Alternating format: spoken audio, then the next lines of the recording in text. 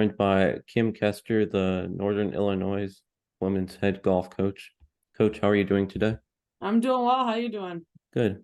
Thank you for taking the time to chat. Absolutely. Yeah. So how has your summer been, and have you got to do much outside of coaching this summer? Yeah, I mean, summer's kind of our time to little, rest, relax, and rejuvenate. So, I know I was pretty lucky to spend at least about 11 days with my nieces, but still had a lot of work stuff in there as well with recruiting, visits, and just preparing for this upcoming season as well. But yeah, I got to see some family, which was nice. Yeah, college golf is unique in that, you play both the fall and the spring season. So many coaches who I've interviewed don't consider the summer, June, July, and August as an off season. They really consider their off season to be, that December, January and February. Absolutely, but you still got to try to find a time, to Mm. to see family. Most of us live further away from, our parents, our siblings, nieces, nephews, all Mhm. that. So try to fit it in when we can. Yeah.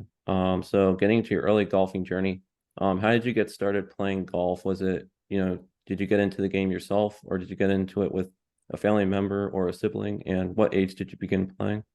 Yeah, I started when I was about 5. My dad got me into it, and then my grandfather was really big into golf as well. So just kind of, about those two. And, my dad would just take us, my mom and dad, sometimes my mom would go, but we'd just go to the golf course, play a few holes, and my brother and I would battle it out to see who was better than the other one.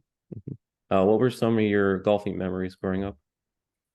I mean, I think it'd just be, going to the course with my dad and my brother and, playing, driving the golf cart, junior golf camp. Our home golf course that we grew up on had a really good junior golf program. So, doing that. And then as we started to get older, is who playing for ice cream later in the day or sitting on a par three trying to get a hole in one. So it was a lot of family golf, but they always kept it fun for us. Mhm. So what was your junior golf experience like? It was awesome. I mean, our home course, like I said, had a great junior program. So I did that, and then there was a lot of local tournaments for junior golfers to play in, and in Grand Rapids, the junior golf circuit was extremely strong. There was a ton of players around my age, over 10 players that went D1, and majority of them, about half of them, went to Power Five schools. So it was a really strong area of girls golf. Yeah, so Ada, Michigan, or is it Ada? It's Ada. Ada, Yep. Michigan, population 14,388. Talk to me about, the golfing scene in Michigan, because that's, what it was like growing up in Michigan, because that's not your golfing mecca like your California, Arizona, Florida, No, I mean, Carolinas. Ada's just a suburb of Grand Rapids. So, I mean, Hmm. to get to downtown from my family's house, it's about 5-10 minutes. So, a lot of great golf courses in the area. I grew up on the Highlands, Donald Ross design, which I love. That has since closed down, but Egypt Valley was our home high school course, which is probably my favorite in the area. But there's so many good golf courses there to play, and then you go up a little further north in northern Michigan, you got Arcadia.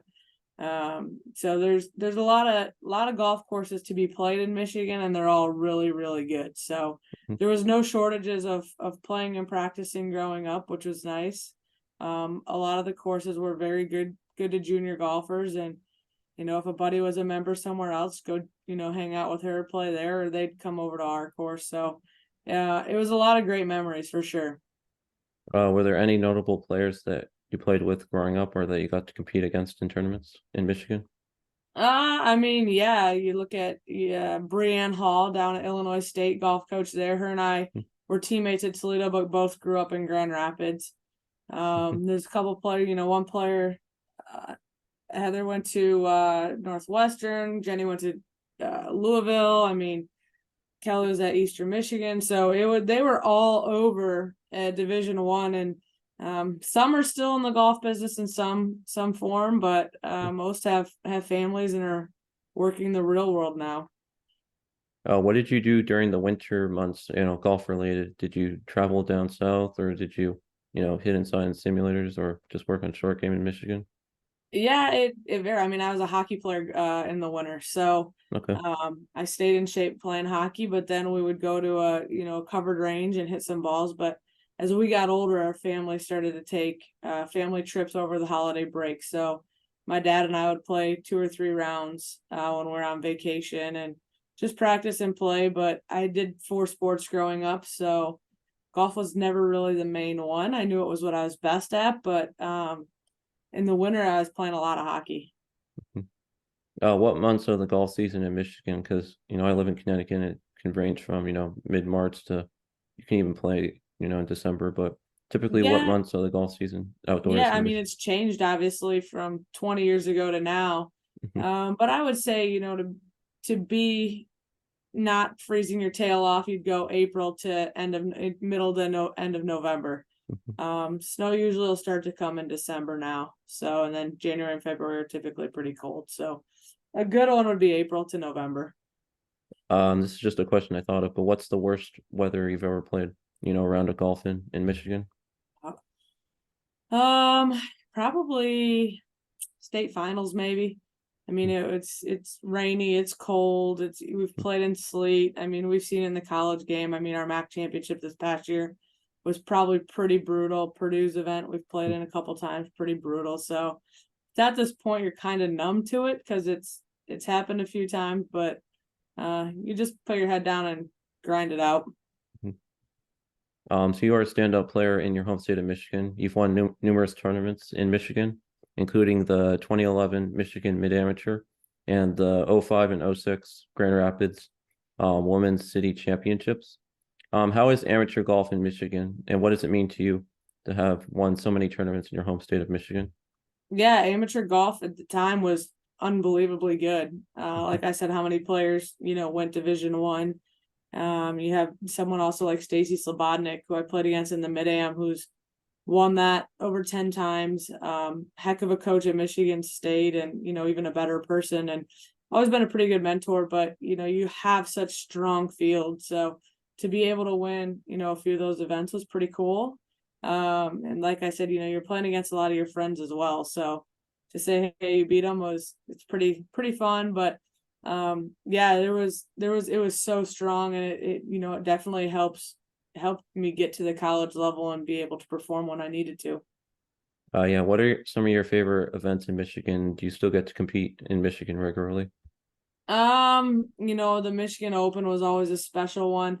With all of us playing, we see each other in college and whatnot. So it almost became this little clique where we all traveled together, 2-person events played with each other. So one of my teammates at Toledo, another one, Bree, and then Sarah, we would travel in the summer together with Sarah's sisters, Michelle and Kelly, and um it was fun. You just think of the times, kind of practice rounds off the course, the stupid stuff you might do with hanging out with each other and whatnot. So it was a lot of good memories. So after growing up in Michigan, you then went to Toledo, where you were standout golfer. How did you Hmm. end up playing for the Rockets, and were there any other schools you were looking at attending, or were you mostly, set on going to Toledo? No, it was kind of my high school golf coach's daughter went to Toledo, so that's how I became interested in them. My brother's 2 years older, and he was at Bowling Green, which was just 20-30 minutes right down the road. And Toledo is kind of a halfway point from Grand Rapids to Columbus, Ohio, where I had family. So those all were intriguing to me. And then I went on a visit, and everybody laughs at me now, but one of the reasons I chose Toledo is because they had an indoor water slide in their rec center, which isn't a reason to choose a school, but I just thought it was cool. Hmm. It was a great atmosphere, and like I said, there was 2 players on the team from Grand Rapids, so did the visit. I loved everything about it, and I just committed a couple days after. And I was talking to a couple other schools, but it had everything I liked. It was the size of school I needed at the time, and I didn't need to go to multiple schools and get confused with everything. So I liked it. I loved the coach. So I just committed pretty quick. Oh yeah, you mentioned Bowling Green. I'm gonna be interviewing Erin Fahey, the Bowling Green coach, on Friday. Oh, awesome. Yes. She's a great lady. Yeah. So what was your favorite thing, or what memories do you have from your time at Toledo? I mean, yeah, we went to a lot of cool places. We're in Mexico, Hawaii, Arkansas, Columbus, Florida, Arizona. It's the memories you share with your teammates. It's a bond that not everybody will ever have the experience to have. I had teammates from New Zealand, one born almost Korea and New Zealand, Canada, obviously a lot of stateside kids as well, but um, it's those relationships you build. I still keep in touch with Nat, my teammate from New Zealand, to this day, and we've been out of school for over 10 years. So it's a time you spend off the course, even during tournaments, the wins that we had there. It just leaves a lot of special memories. During your junior season at Toledo, you posted the second lowest single season stroke average in school history with a stroke average of 76.5.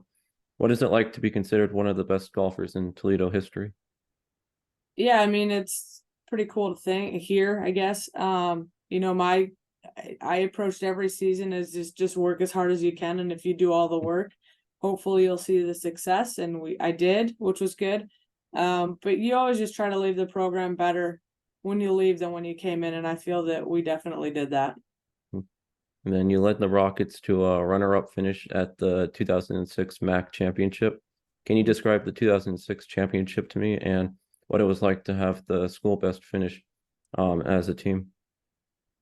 Yeah, it was, at that time, Kent State, I mean, we're still to this day competing against Kent State, but they were pretty stacked that year, and we knew we had to have our best, and we did. We just couldn't pull it out, but we gave ourselves a chance, and that's all we could ask at the time. And we all left there knowing we did everything leading up to the event that we could do to play our best golf, and everyone for the most part did pretty well. And weather wasn't great. It was cold, and I think we're at Longaberger that year, so a lot of hills to walk and whatnot. But yeah, it was cool to leave that mark that you were the first team to have the best performance.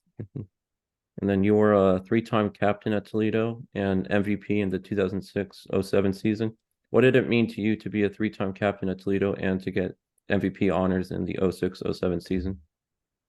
Yeah, I mean, it's pretty cool. And in all reality in golf, the captains don't really do that much. It's more or less to encourage, the other teammates to get off their rear a little bit and practice a little bit more when needed. But with all the sports I've played, I've always felt to take a leadership role when needed. And, for the coach to think that I fit that well was pretty awesome. And,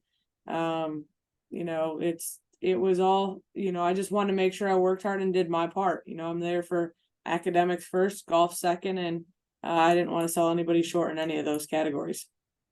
Coach, you may say that, being a captain, you don't do much, but I still think that's very impressive. You're a three-time captain, and, I've never been a captain of anything in my life. So, Yeah, no, I mean, it is cool, but like, basketball, they do the coin toss, yeah. same with football and everything. We don't really have that on the golf side. So there's a lot of behind the scenes stuff that, that they do, but in front of people and everything, it's not like the other sports where, hey, let's go flip a coin and we get to pick what hole we start on type of thing.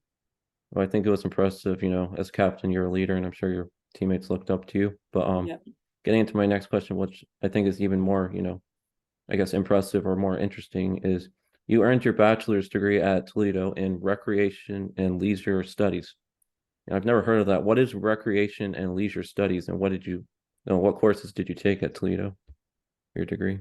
Yeah, so rec and leisure has to do a lot with parks and recreation, and then sports. So how to manage, maybe a YMCA, or how to manage parks, running sporting events, different things like that. So there's another aspect now that most people will hear onto that is recreational therapy. Okay. So at the time I wanted to be an education major, but it wouldn't fit with, golf and everything. So rec and leisure was kind of the closest thing too. And I knew I'd always go back and get my master's. So it was really cool. You did a lot of outdoors classes, which was kind of cool, more hands-on than sitting in a classroom. We went to a lot of state parks. You learn, about different trails, leaves, all that kind of stuff, and really how parks run and operate, and the funding and all that kind of stuff. Yeah, and then you received your master's degree in special education in 2011. Does that relate in any way to recreation and leisure studies, where you got your undergraduate degree? And do you use your master's degree as head coach? I wouldn't say they really relate all that much. There's little things that you can take from one to apply in the other, but they're not really that all that relatable. But take the special ed stuff into what I do now. I mean, a little bit, yeah, because when you're giving, direction, some kids will take it in different than another one. So just adapting to how each kid learns, maybe a different shot, or if we're on the road and they have a question about academics, so hey, what does this mean to you? And stuff like that. So a little bit, special ed has always been a passion of mine. So it was cool to get to have that experience to learn about myself better, how I learn differently, but also when I'm coaching, how I can apply different things to different student athletes because they might learn differently than one another as well. You spent 3 seasons as a grad assistant coach for the women's golf team at Toledo. Hmm. How did that come about, and what was it like to coach at your alma mater? Yeah, it was kind of a last minute thing. I was back home in Michigan after I graduated. I decided to try Q school. Didn't like it at all, but I was babysitting a family across the street, and she had got diagnosed with cancer. So I went back and helped take care of their 3 kids until she beat cancer. And about a month before school was about to start, Nicole Hollingsworth, the coach at the time, called me and said, "Hey, do you want to be a GA? We have a spot." And I said, "Sure, why not?" And I had always wanted to get into coaching, and she knew that as well. So just applied. I think I did the GRE. I could be wrong, but got in and scrambled to find housing and everything, and headed back to Toledo. And coaching there was awesome. I mean, I've had nothing but positive memories from Toledo. It's a place I called home for 8 years. So I love the Rockets. I loved everybody there. The administration was really good to the student athletes, and I couldn't have asked for a better experience. Outside of as being coach, you have another impressive or interesting fact about you. You served as academic coordinator and you assisted in recruiting duties for the Rockets. So, what were some of your roles and responsibilities as academic coordinator?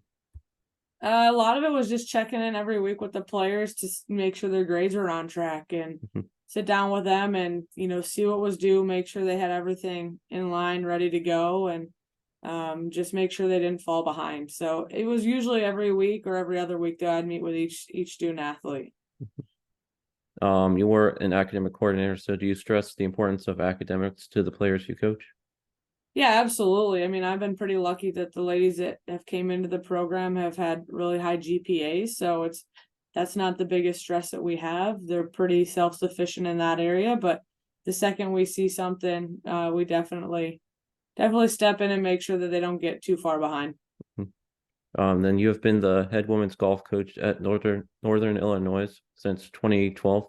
How did you end up at Northern Illinois as the head coach, and what has kept you at Northern Illinois for over 10 seasons?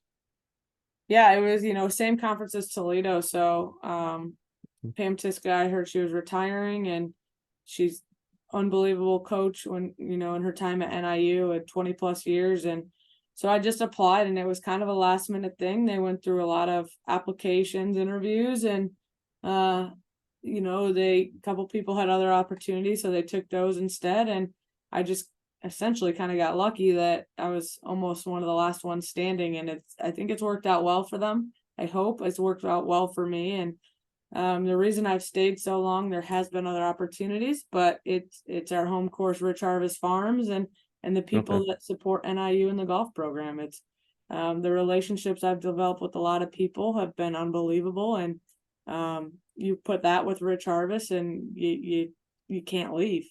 It's just an awesome situation to be in. Rich Harvest Farm hosted the 2017 national championship. Is that correct? Correct. They had the Yeah. '09 Solheim Cup as well, and Liv is out there last year and again this year. So they've had a lot of high end events out there, and it's fun to call that home of the Huskies. We're very lucky and blessed. Yeah, I talked with Missy Farkay, the ASU head coach, and we discussed, winning the 2017 national Yeah, championship. they played some great golf that week. Your coach. Yeah. So what is it like to be head coach at a smaller, mid-American conference school in Illinois? Yeah, it's fun. I mean, yeah, you're kind of an underdog a lot of the times, but that's sometimes what you like. And it's golf. You can compete against the number 2 team in the country or the number 220 team. So it's all kind of individual based, team based as well, when you add it all up together. But um, everybody's kind of given the same opportunity at times. So you just got to go out and perform, and that's what we hope to do. Coach, how does your team look going into the upcoming season? Yeah, looking pretty good. We got Jazz back. She just fired 5 under a couple days ago, 67 out at Rich Harvest. But things are looking great. We just, obviously started the year just trying to get to see where everybody's gaming and the game plan to get us to the MAC championship and be in top form. But, we only lost out of the lineup last year. We only lost Era Co. She's down in Florida getting her doctorate of physical therapy. So we didn't lose a ton of talent, which we're thankful for, but we also got to make sure that we do the little things to be better for the end of the season. Are there any players that stand out on your roster this season, or is your team balanced from top to bottom? I mean, they're always pretty balanced, top to bottom. Jazz. You look at a player like her. She qualified for LPGA event this summer. She made the cut at Midland, so we look to see the success in her again. But then you look at someone like Emily Romanceff, who's worked extremely hard and is coming in at the number 2 spot right now, and then got Sid Nero, who's she did some time at Michigan State, and then with us she's playing some good golf, and then we just got to fill those last 2 spots, and it's been a toss up right now. So kind of let's go out and see who can do it, but whoever's in those spot, we feel pretty confident will be able to perform when needed. My final 2 questions are, what is the most fulfilling thing to you about being a head coach, college head coach? Yeah, I think it's just the lives that you can impact. Everybody, we had the conversation the other day with the team that every person that you interact with at NIU, they're trying to make it the best experience possible. So the fact that they could be here, they're usually here 4 years, 4 or 5 years, and you can have a positive impact on their life in that amount of time, pretty good. And you just hope they take the best memories away with them that they can. And, we keep getting older, but the student athletes stay in the same age range. So they keep you young, but it's fulfilling to see them move on and get the degree and, go into the workplace and get a job. And, I just talked to Lena, a former player of ours, 2 days ago, and she wants to get dinner. And it's fun to keep those relationships up down the line. And what is the best thing about Northern Illinois University that has kept you there for over 10 years? Yeah, like I said before, it's the people in Rich Harvest. DeKalb's a great little town, for about 44,000 people in the town, and it's a family like feel. But Rich Harvest, with that being the home course, that's family out there. And when you can practice at a top 100 course and call that your home, you're pretty lucky.